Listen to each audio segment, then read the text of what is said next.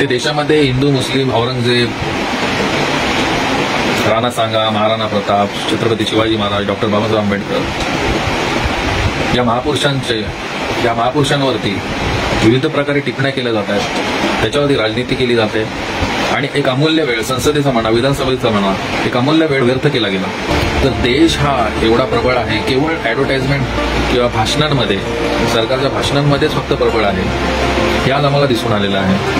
कारण एवढा शक्तिशाली देश असून त्याच्यामध्ये जी आर्मी आहे मिलिटरी आहे यांच्या नजरेतून चूक कशी काय झाली हा एक मोठा प्रश्न आहे. देशाच्या सुरक्षेमध्ये कुठेतरी नक्कीच एक चूक झालेली आहे हे मान्य करणं गरजेचं आहे. एवढा मोठा नाहीये की देशाच्या सुरक्षेवरती टीका करेल आणि त्याच्यावरती प्रश्नचिन्ह उभा करेल, पण शेवटी पाकिस्तानी दहशतवादी हल्ला झाला म्हटल्यानंतर देशाच्या बॉर्डरमधून हे पाकिस्तानी आलेले आहेत. कसे आले काय आले हा शोध घेतल्यानंतरच कळेल. ते पाकिस्तानीच होते की आपल्याच देशामधले स्थानिक होते तो सगळा तपासाचा भाग आहे.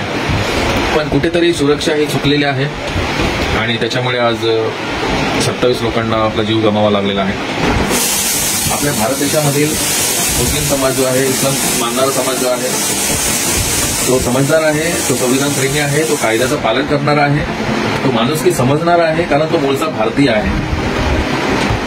पण जो बाहेर राहणारा पाकिस्तान मधला म्हणा या इतर कुठल्याही भारत सोडून जो राहणारा मुस्लिम समाजाचा व्यक्ती असेल तो त्यांच्या झालेल्या गुरूंचा या त्यांच्या देवाचं अल्लाचं म्हणा मोहम्मद साहेबांचं म्हणा या मस्जिदींचं म्हणा त्यांच्या कबरीचं म्हणा ज्या काही त्यांच्या कबर या जे काही त्यांची स्मारकं आहेत त्यांचा झालेला अपमान सोशल मीडिया माध्यमातून ते पाहतायत आणि कुठेतरी एक राग निर्माण होतोय हिंदू बांधवांविषयी या भारतीय बांधवांविषयी कुठेतरी राग निर्माण होतोय आणि त्यातून हा हल्ला झाला असावा असं मला वाटतं.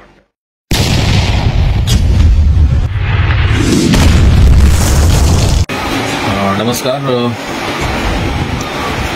आजच्या व्हिडिओचा विषय आहे की ज्या प्रकारे देशामध्ये जे काही चालू आहे त्याबद्दल थोडंसं बोलावंसं वाटलं. गेल्या कित्येक वर्षांपासून महायुतीचं सरकार आहे तसेच देशामध्ये एनडीएचं सरकार आहे.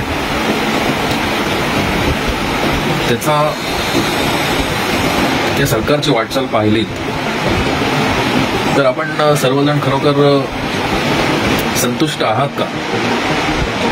काही जण संतुष्ट असतीलही, काही संतुष्ट नसतीलही. प्रत्येकाची आवडनिवड आहे, प्रत्येकाचे आवडते पक्ष आहेत. पण खरोखर ज्या प्रकारे देशाची प्रगती व्हायला हवी होती 2014 पासून ते 2025 साल आहे त्याच्यामध्ये ज्या प्रकारे देशाची प्रगती व्हायला हवी होती, ज्या प्रकारे देशाच्या युवकांना रोजगार मिळायला हवा होता, ज्या प्रकारे महिलांचे अत्याचार जे होत आहेत त्याच्यावरती कुठेतरी रोख व्हायला हवी होती, ज्या प्रकारे भ्रष्टाचार होत आहे हजारो करोडो रुपये भ्रष्टाचार करून काही लोक पसार झालेत, परदेशात जाऊन बसले. जातीमध्ये हिंदू मुस्लिम म्हणा किंवा इतर अनेक छोट्या छोट्या जातींमध्ये सुद्धा जातीभेद निर्माण झालेला आहे, भेदभाव निर्माण झालेला आहे. एक प्रकारे एका प्रगतीकडे न जाता देश कुठेतरी जुन्याच चालीरीतीमध्ये किंवा निष्फळ अशा प्रश्नांमध्ये फिरत आहे. ज्या ठिकाणी कुठे चीन जपान जे काही देश आहेत ते कशा प्रकारे अमेरिका म्हणा कशा प्रकारे प्रगती करत चाललेले आहेत आणि त्यांच्या तुलनेमध्ये आता सध्या भारताचा नंबर किती आहे. श्रीमंतीमध्ये काही वर्षांपूर्वी भारतामधील एखादा व्यक्ती तरी येत होता टॉप 10 मध्ये, आता तो सुद्धा नाहीये. चांगल्या आर्थिक परिस्थितीच्या यादीमध्ये भारताचाही टॉप 10 मध्ये नंबर नाही राहिला. इथे आर्थिक परिस्थिती खराब झालेली आहे. देशाची पूर्णपणे आर्थिक परिस्थिती खराब झालेली आहे. डॉलरची किंमत वाढत चाललेली आहे, रुपया ढासळत चाललेला आहे. इथे देशामध्ये हिंदू मुस्लिम औरंगजेब राणा सांगा महाराणा प्रताप छत्रपती शिवाजी महाराज डॉक्टर बाबासाहेब आंबेडकर या महापुरुषांवरती विविध प्रकारे टिप्पण्या केल्या जात आहेत, त्याच्यावरती राजनीती केली जाते आणि एक अमूल्य वेळ संसदेचा म्हणा, विधानसभेचा म्हणा, एक अमूल्य वेळ व्यर्थ केला गेला. अग्निवीर म्हणा, अग्निवीर काढून जे काही आर्मीमध्ये नवयुवकांना भरती करणार होते आणि थोड्याच वर्षात त्यांना रिटायरमेंट मिळणार होती, अशा वेगवेगळ्या योजना आणल्या. प्रत्येकाला प्रत्येकाची आर्थिक परिस्थिती माहिती आहे. आपल्या स्वतःच्या मनाला विचारा की आपल्या ओळखीच्या 10 जणांमध्ये किती जण फायनान्शियली स्टेबल आहेत किंवा किती जण फायनान्शियली स्टेबल असून ते चांगल्या प्रकारे जीवन जगत आहेत. हे स्वतःच्या मनाला विचारा. तुम्हाला तुमच्या जवळच्या टॉप 10 तुमच्या 10 जणांमध्ये यादीमध्ये मित्रमंडळी नातेवाईकांमध्ये प्रत्येकाच्या घरी प्रॉब्लेम दिसतील आणि हे प्रॉब्लेम सॉल्व्ह न करता, जनतेचे मुख्य प्रॉब्लेम सॉल्व्ह न करता त्यांच्या जॉबचे म्हणा किंवा उद्योगधंद्याला प्राधान्य न देता वेगळेच विषय चालू आहेत. जातीजातीमध्ये तेढ निर्माण केली गेलेली आहे. हिंदू मुस्लिम करून पूर्णपणे देशामध्ये एक वातावरण असं बिघडवलेलं आहे आणि त्याचा दुष्परिणाम आज आपण काल जो पहलगाव जम्मू काश्मीरमध्ये जे आहे एक टुरिस्ट ठिकाण आहे, त्या ठिकाणी एक भ्याड हल्ला झाला. तर जे काही त्यामध्ये मारले गेले त्यांच्याबद्दल सर्वात प्रथम श्रद्धांजली मी व्यक्त करतो आणि या भ्याड हल्ल्याचा निषेधच आहे. पण का असं झालं? तर देश हा एवढा प्रबळ आहे, केवळ ऍडव्हर्टाइजमेंट किंवा भाषणांमध्ये, सरकारच्या भाषणांमध्येच फक्त प्रबळ आहे हे आज आम्हाला दिसून आलेलं आहे. कारण एवढा शक्तिशाली देश असून त्याच्यामध्ये जी आर्मी आहे, मिलिटरी आहे, यांच्या नजरेतून चूक कशी काय झाली हा एक मोठा प्रश्न आहे. देशाच्या सुरक्षेमध्ये कुठेतरी नक्कीच एक चूक झालेली आहे, हे मान्य करणं गरजेचं आहे. मी एवढा मोठा नाहीये की देशाच्या सुरक्षेवरती टीका करेल आणि त्याच्यावरती प्रश्नचिन्ह उभा करेल, पण शेवटी पाकिस्तानी दहशतवादी हल्ला झाला म्हटल्यानंतर देशाच्या बॉर्डरमधून हे पाकिस्तानी आलेले आहेत. कसे आले, काय आले हा शोध घेतल्यानंतरच कळेल. ते पाकिस्तानीच होते की आपल्याच देशामधले स्थानिक होते, तो सगळा तपासाचा भाग आहे. पण कुठेतरी सुरक्षा ही चुकलेली आहे आणि त्याच्यामुळे आज 27 लोकांना आपला जीव गमावा लागलेला आहे. आणि त्यात केवळ जसं काही ठिकाणी बातम्या चालू आहेत की जात विचारून त्यांना मारलेलं आहे. हो, त्यांच्यासोबत जे होते काही लोकांनी सांगितलं, पण त्याच्यामध्ये 3-4 लोक मुस्लिम सुद्धा होते, केवळ हिंदूच नव्हते. 3-4 लोक मुस्लिम सुद्धा मारले गेलेले आहे असं बातम्यांमध्ये सांगतात. तर हा दहशतवादी हल्ला आहे. दहशतवाद्याला कुठलीही जात धर्म नसतो. त्यांनी जो हल्ला केलाय तो निंदनीय आहे आणि फिरायला गेलेले लोक, सुट्ट्यांची मजा घेण्यासाठी गेलेल्या लोकांना आज त्यांच्यातला एक व्यक्ती गमवावा लागलेला आहे. तर खूप दुःखदायक ही बातमी आहे आणि खूप दुःखदायक झालेलं आहे हे सगळं. पण याला दोषी कोण आणि याच्यावरती नक्की काय पुढे रिएक्शन होणार आहे? आणि माझं तर एक मत आहे की ह्या गोष्टी झाल्या ना, तुमचं मत कदाचित वेगळं असू शकतं. सध्या जे देशामध्ये कंटिन्यू जे सांप्रदायिकता वाद चालू आहेत, म्हणजे हिंदू मुस्लिम म्हणा, जसं की मुस्लिमांच्या मस्जिदच्या इथे गोंधळ घालणं, मशिदीवरती चढणं, तिथे भगवा फडकवणं किंवा ते सुद्धा काही गटामध्ये दगडफेक होणं, मुस्लिम समुदायाकडून कधी कधी प्रत्युत्तर दिलं जातं. तर हे जे वातावरण चालू आहे हे कुठेतरी आपल्या देशामधले जे हिंदू किंवा मुस्लिम धर्म मानणारे लोक आहेत हे संविधानप्रेमी आहेत आणि कुठेतरी ते कायद्याच्या चौकटीत म्हणून ते शांत आहेत. पण आजकाल सोशल मीडिया, सामाजिक माध्यम, सोशल मीडिया जे आहे ती एवढी पॉवरफुल आहे की तुम्ही जे व्हिडिओ टाकतात, हे जे मस्जिदीवरती जाऊन नाचताय, तिथे भगवे तुम्ही फडकवले, तसंच त्यांच्यावरती अत्याचार होतोय, हे सगळं पसरलं जातं, पाकिस्तानमध्ये जातं किंवा जे काही मुस्लिम देश आहेत त्यांच्यापर्यंत जातं. आणि काय तर लोक असे आहेत म्हणजे सनातनी समाजाचे म्हणा किंवा अंधभक्त म्हणा, हे स्वतः असे व्हिडिओ प्रमोट करतात, पेड प्रमोशन करून हे व्हायरल करतात. त्याच्यामध्ये त्यांना मोठेपणा वाटतो.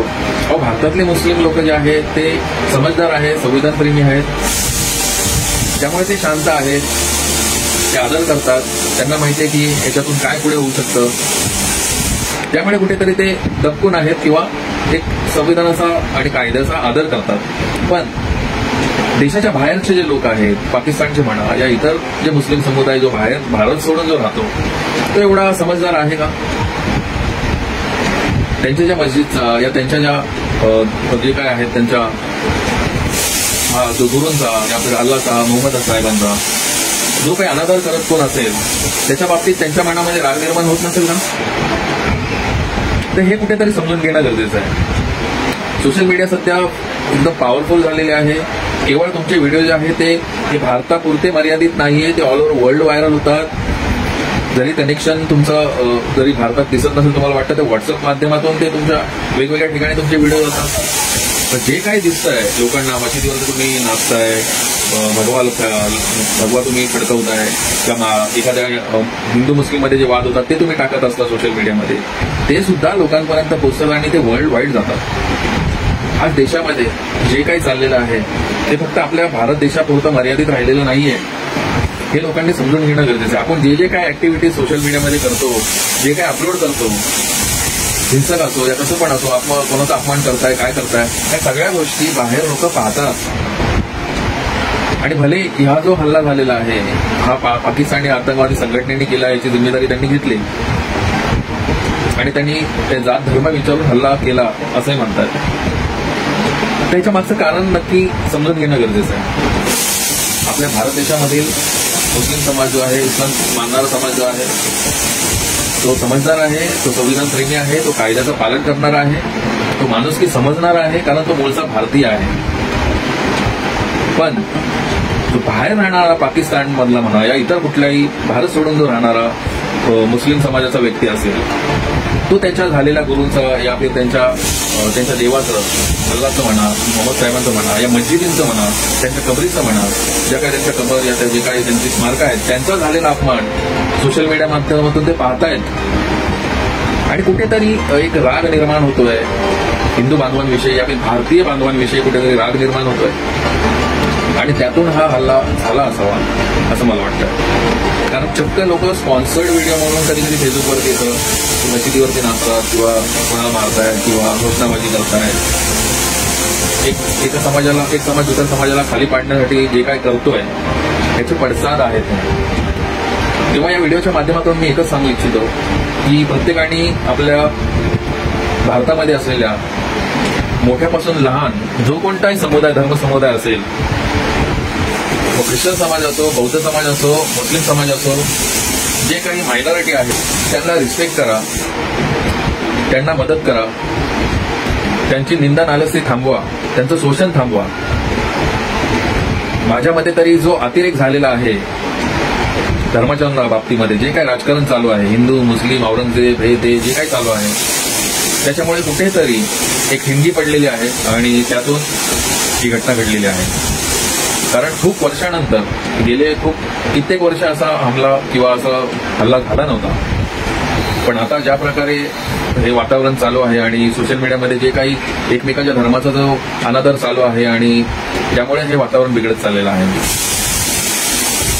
तेव्हा आपण भारतीय आहोत, आपण सर्व एकत्र आहोत, सर्व जाती धर्म मिळून हा देश बनलेला आहे, बाबासाहेबांच्या संविधानामध्ये बांधला गेलेला देश आहे. तेव्हा एकमेकाचा आदर करा, एकमेकाच्या धर्माचा आदर करा. सगळ्यांनी मिळून राहिलं तर हा देश प्रबळ होईल, शक्तिशाली होईल, आर्थिकदृष्ट्या पुढे जाईल, प्रगती करू शकेल. नाहीतर धर्माच्या राजकारणात करून एकमेकांना असं मारून हा देशाची प्रगती होणार नाही. तेव्हा पुन्हा एकदा जे काही शहीद झालेले आहेत त्यांच्यावरती भ्याड हल्ला झाला आणि मारले गेले आहेत त्यांना श्रद्धांजली, आणि जो भ्याड हल्ला झाला त्याचा आम्ही निषेधच करतो. तेव्हा सगळ्यांनी एकत्र राहून गुण्या गोविंदाने हा देश समृद्ध कसा होईल याचा विचार करावा. नेते आज आहेत, उद्या नसतील, पण आपले जे आहेत सोबत राहणारे लोक आहेत, जो समाज आहे, याच्यामध्ये एकोपा कसा निर्माण होईल आणि एकोपा निर्माण होऊन देशाचं नाव कुठे खराब नाही व्हावं, तसंच एकमेकाच्या मृत्यूचं कारण न व्हावं, सोबत राहून प्रगती करावी, हा मार्ग कुठेतरी निवडणं गरजेचं आहे. तेव्हा जास्त व्हिडिओ काही वाढवत नाहीये, इथेच थांबतो. पुन्हा भेटूया. जय भारत.